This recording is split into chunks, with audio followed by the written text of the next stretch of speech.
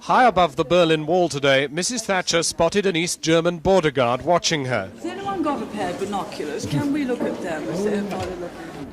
In the watchtowers amid the new détente, it was in fact business as usual.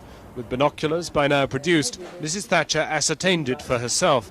For her and the leaders of the world's conservative parties, paying tribute to those who died here, the graffiti-strewn wall had been deliberately chosen to stress the point that dominated their conference here. For whilst all praised the new medium-range nuclear weapons deal, they rallied to Mrs. Thatcher's warning that the Russians needed to be judged on deeds rather than words. Don't look at what they say, look at what they're doing.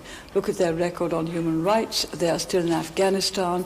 Look at the amount of arms they supply to countries which need food, whereas we often supply the food and not the arms. Look at all of those things and don't judge by what they say. One of the things the Russians are saying is that in the Persian Gulf, they would like to see a UN force.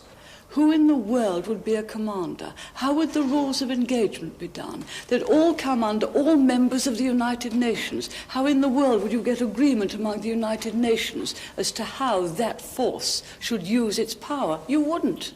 You've only got to give a moment's thought to it to know that you wouldn't. So you would veto it? I don't veto it. There wouldn't be no good. There'd be no point. You'd never get agreement on rules of engagement.